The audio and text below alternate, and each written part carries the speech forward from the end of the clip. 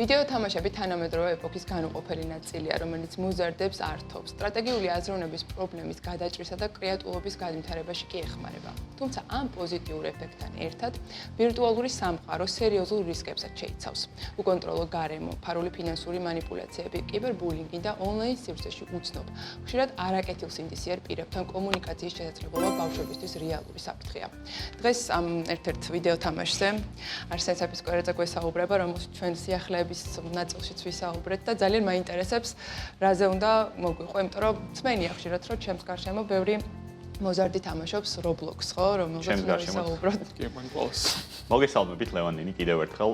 მართლაც Roblox-ი დღესდღეობით მსოფლიოში ერთ-ერთი ყველაზე პოპულარული პლატფორმაა, თუმცა ეს პლატფორმა ბოლო პერიოდში სულ უფრო ხშირად ხდება კრიტიკის სამიზნე. და პრობლემა მდგომარეობს იმაში, რომ როგორც შენახსენინი, Roblox-ი არ არის ჩვეულებრივი ვიდეო თამაში, რომელსაც დეველოპერები მკაცრი ხარისხის კონტროლით ქმნიან.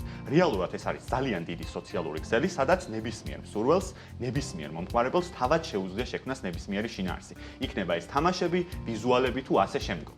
და მიუხედავად იმისა, რომ ეს მიდგომა ბავშვებში კრეატიულობის განვითარებას უწყობს ხელს, ფილტრაციისა და ცენტრალიზებული კონტროლის არარსებობის პირობებში ეს არის ძალიან დიდი საფრთხე მოზარდებისთვის, რადგან თუ ჩვენ ვამბობთ, რომ ნებისმიერ მომხმარებელს, ნებისმიერ მსურველს თავად შეუძლია შექმნას ნებისმიერი შინაარსი, ეს ასევე გულისხმობს, რომ ძალიან სწრაფად და მარტივად შეიძლება გავრცელდეს ბავშვებისთვის შეუსაბამო, ძალადობრივი და ფარული საფრთხეების შემცველი კონტენტი ამ პლატფორმაზე, რაც პრინციპში ასეც ხდება ბოლო წლების განმავლობაში და სწორედ ეს იწვევს მშობლებისა და ექსპერტების შეშფოთებას ბოლო პერიოდში. გასაგე არსენ ეს არ არის მეგონა პირველ შემთხვევა, როცა არსებობს უნდობლობა მშობლების მიერ ვიდეო თამაშების მიმართ და ადრეც გვსმენია ბევრი რომ ვიდეო თამაშები უბიძგებენ ბავშვებს უფრო აგრესიულობისკენ, ძალადობისკენ, თუმცა ეს არ მტკიცდებოდა კვლევებით, რა სპეციფიურ საფრთხეებზეა საუბარი, როდესაც ვსაუბრობთ უშუალოდ Roblox-ის თამაშზე. სპეციფიური საფრთხეები ძალიან ბევრია. მეც ახლა მაგალითად ბავშვობაში, როდესაც ვიდეო თამაშებს თამაშობდი, ჩემი მშობლებისგანაც მქონდა ეს რაღაცა ზეწოლა, რომ რა ვიცი, რაიმე საფრთხეების წინაშე არ დამდგარიყავი. Roblox-ის შემთხვევაში საფრთხეები არის მრავალგვარი. პირველ რიგში ვახსენეთ კიდეც და კიდევ გავუმეოროთ, ეს არის შეუფერებელი კონტენტი, ძალადობრივი, მათ შორის უფროსი ასაკის თაობებისთვის განკუთვნილი ვიზუალები ვრცელდება ამ პლატფორმებზე, რაც ბავშვების ფსიქიკას აზიანებს და მეორე ასეთი არის ფინანსური თაღლითობის რისკი. ამ ვირტუალურ სამყაროში არსებობს ასევე ვირტუალური ვალუტა, რომელსაც Robux-ები ეწოდება და ამ Robux-ების ჩარიცხვის სურვილით მაგალითად ბავშვებს ძალავენ საბანკო ანგარიშებს. და ძირითადად თავიანთი მშობლების საბანკო ანგარიშებს ძალავენ და იპარავენ უკვე ეს ადამიანები რეალურ თანხებს. ასევე არის უცნობებთან კომუნიკაციის საფრთხე, რადგან პლატფორმას მოძალადეები საკმაოდ ეფექტურად იყენებენ იმისთვის, რომ ბავშვებთან კომუნიკაცია დაამყარონ ეგრეთ წოდებული ჩათის სისტემით. მოიპოვონ მათი ნდობა და უკვე დაფიქსირებული არის მთელი რიგი ფაქტები, როდესაც მსგავსი აქტივობა საკმაოდ ცუდად დასრულდა და ყველაზე მნიშვნელოვანი ეს არის კიბერბულინგი. კიბერბულინგის უამრავი შემთხვევა არის პლატფორმაზე დაფიქსირებული და მე რაც წავიკითხე, ერთ-ერთი ასეთი მაგალითი არის ის, რომ მაგალითად ბავშვი შეიძლება დასცინონ იმის გამო, რომ მას ვირტუალურ სამყაროში ვირტუალური ტანსაცმელი საკუთარი პერსონაჟის ფასიანი და ძვირადღირებული არ აცვია, რასაც ფსიქიკაზე, ბავშვის ფსიქიკაზე ისეთივე გავლენა აქვს, როგორც რომ, რა ვიცი, რეალურ სამყაროში დასცინონ მსგავს რამეს.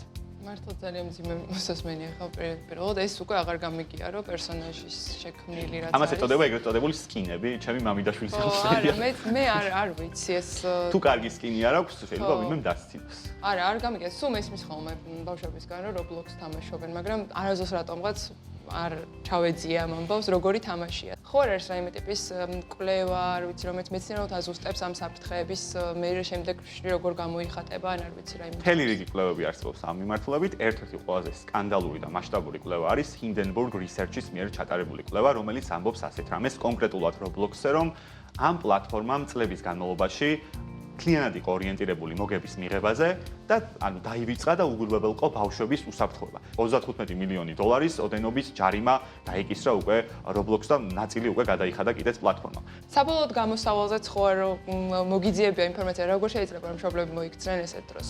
მე რაც წავიკითხე ქართველი მშობლების და არა მარტო ქართველი მშობლების, ისინი ითხოვენ რომ ეს თამაში აიგზალოს საქართველოში. ასევე სხვა ქვეყნებშიც ითხოვენ მშობლები მსგავს რამის, მაგრამ ჩემი აზრით აკრძალვა არ იქნება გამოსავალი, რადგან არსებობს უამრავი სხვა მექანიზმი, რომლითაც ბავშვები ასევე მოახერხებენ რომ მიიღონ პლატფორმაზე წვდომა.